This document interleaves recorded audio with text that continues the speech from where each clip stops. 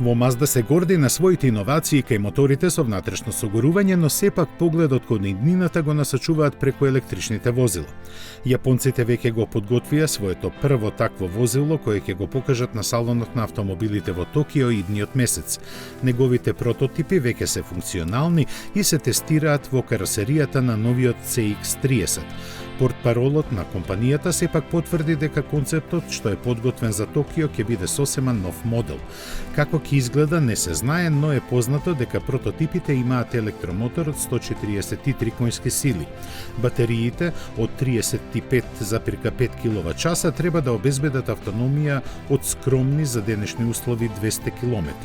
Иако Mazda, Toyota, Subaru и Suzuki заедно со Denso имаат формирано алијанса за заеднички развој на електричните технологии, овој модел не е вклучен во проектот и е развиен самостојно.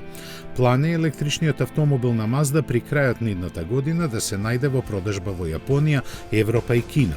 За Америка се споменува дека ќе биде понудена верзијата со мал ротационен мотор со кој ќе се продолжува автономијата.